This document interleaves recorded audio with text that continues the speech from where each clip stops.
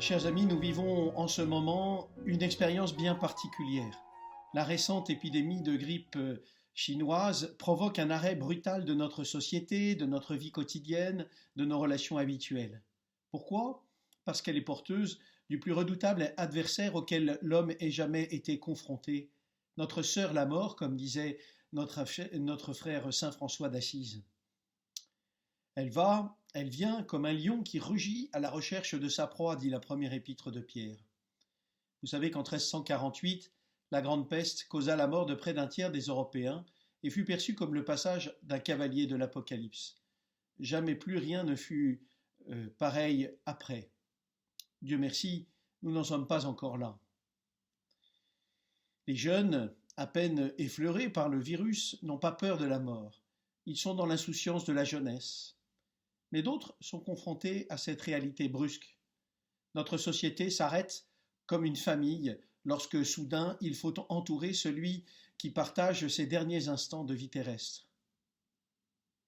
Notre époque s'efforce à tout prix d'exorciser le drame de la mort, et cela de deux manières opposées, soit en l'exhibant, soit en la cachant.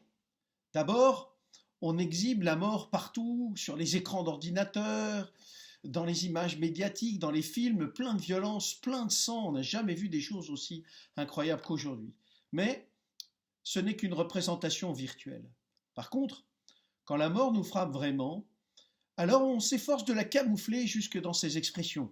Vous savez, on dit « il nous a quittés »,« il s'est endormi »,« il est décédé », une forme d'aseptisation.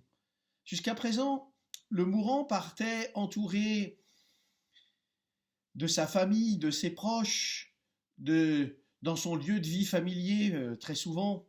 Aujourd'hui, malheureusement, il part seul, à l'hôpital, entouré de blouses blanches, bardé d'appareils, ou dans un lit des femmes écarté de toute présence aimante. Impossible de glisser un chapelet entre les mains de celui qui meurt, de réciter une belle prière pleine de douleur et d'espérance autour de son lit, ou de l'embrasser une dernière fois. Ces gestes rempli de douceur, promettait et permettait un dernier adieu. Il ouvrait le cœur à l'au-delà, à l'espérance que procure un dernier adieu.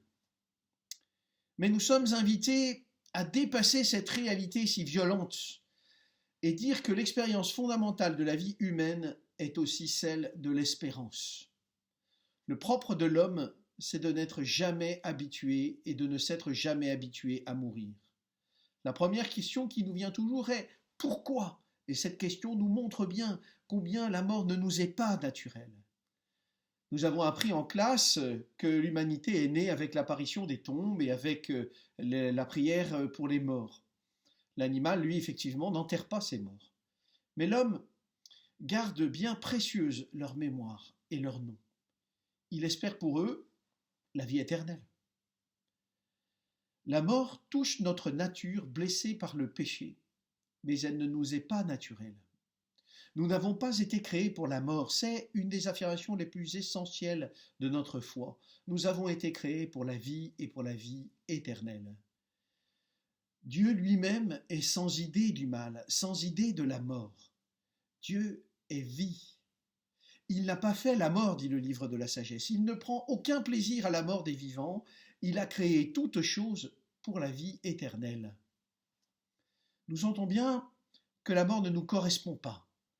Mais alors, d'où vient-elle cette mort? Elle ne vient pas du Créateur, mais elle vient de ce drame de la liberté humaine qui s'est coupée de la vie de Dieu. Ce que l'on appelle le péché, c'est cette mort de l'âme qui entraîne la mort du corps. La mort, dans le livre des psaumes, c'est le lieu de l'épreuve de la foi, du débat avec Dieu. J'ai supplié mon Dieu, à quoi servirait mon sang si je descendais dans la tombe? La poussière peut-elle te rendre grâce et proclamer ta fidélité, dit le psaume 29. Ici, les deux sœurs, Marthe et Marie, entrent dans un débat avec Jésus. Seigneur, si tu avais été là, mon frère ne serait pas mort. Sous-entendu, Seigneur, si tu avais été là, mais tu n'étais pas là. tu n'étais pas là. Pourquoi n'étais-tu pas là? Pourquoi n'es-tu pas venu tout de suite? Pourquoi as-tu attendu, 2 jours de plus?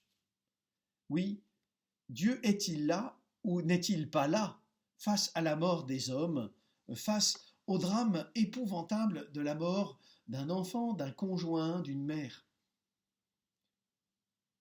Où l'avez-vous mis? Voici Jésus, le prince de la vie, qui va aller jusqu'à ce mort, qui va entrer volontairement dans ces ténèbres, qui va se retrouver face à cette lourde pierre du tombeau, symbole de la mort. Oui, le Christ affronte le drame de sa propre mort.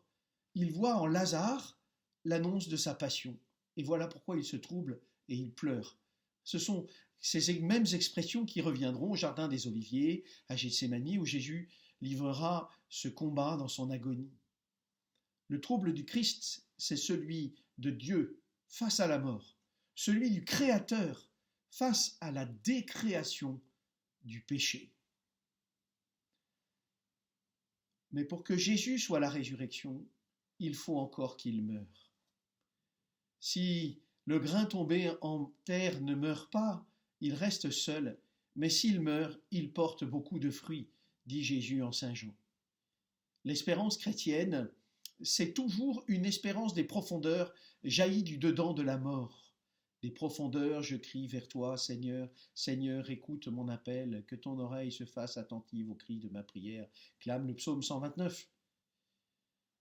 Dieu, qui communie à la mort des hommes, est la seule parole que nous avons à dire au monde. Dieu communie à la mort des hommes. La révolution chrétienne, capable de donner, de rendre, de redonner l'espérance à tous ceux qui vivent dans ce monde où tout finit, est que Dieu communie à la mort des hommes. L'homme fait l'expérience de cette angoisse parce que la mort est absence de Dieu, mais elle est devenue, par le Christ, le lieu même de la révélation du plus grand amour, le lieu même de l'invincible espérance. Du tombeau va jaillir la vie. L'espérance chrétienne ne vient pas écraser de son évidence l'angoisse des hommes, ni les ténèbres du deuil, mais elle vient comme l'habiter d'une grande flamme. Cette flamme, c'est la flamme du feu de Pâques que nous n'allumerons hélas pas cette année, allumée au cœur de la nuit et qui annonce la victoire du ressuscité. Amen. Je vous souhaite une très belle route vers Pâques.